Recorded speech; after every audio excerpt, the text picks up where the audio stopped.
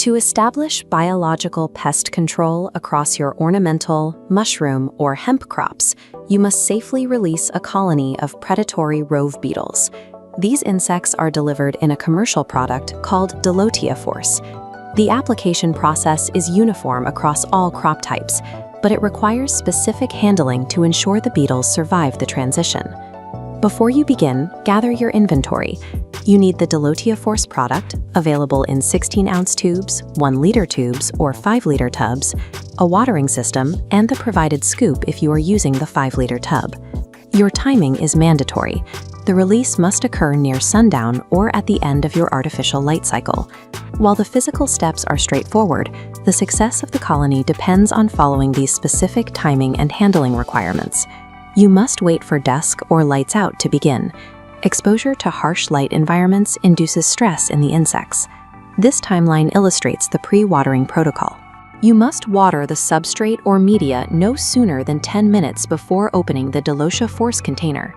Predatory Rove Beetles require an immediately moist environment upon exit to successfully establish their initial colony. Once the soil is prepped, take the closed tube or tub and gently roll or rotate it horizontally. Do not shake the container. Rapid shaking is a mechanical failure point that can injure or kill the insects inside. A gentle roll distributes the beetles evenly throughout the internal carrier material. This distribution prevents the insects from falling out in a single cluster, which improves their surface coverage and immediate survival rate. Now you are ready to apply the product. The method you use depends on the size of the container you purchased. If you have the 16-ounce or 1-liter product, use the tube release method. Move into the cropped area, unseal the tube, and begin lightly tapping the side of the container to dispense the contents. This tapping should create a light, even sprinkle of the carrier material across the target area. Avoid dumping the material in piles. If you are using the 5-liter tubs, follow the tub release method. Open the tub and use the provided scoop to extract and distribute the material. Target the specific microenvironments highlighted here: exposed dirt, gravel floors, greenhouse weeds, underneath benches, and overground covers. Matching the dispensing technique to the product volume ensures the beetles achieve territorial coverage without overcrowding. The application process is not finished once the container is empty.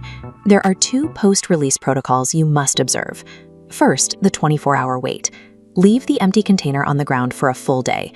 Straggler beetles remaining inside need this time to crawl out and join the colony. Second is the 2-hour water rule. Do not use additional irrigation during this window. Introducing water immediately after release can wash away or drown the population before they have established themselves in the substrate. Observing these dual waiting periods protects the colony during its most vulnerable transition period. Once these steps are complete, the predatory Rove Beetles can begin digging into the media to establish their presence. Return to the treatment site tomorrow to collect and discard the empty product containers. To review further documentation on our complete line of biological controls, visit greenmethods.com.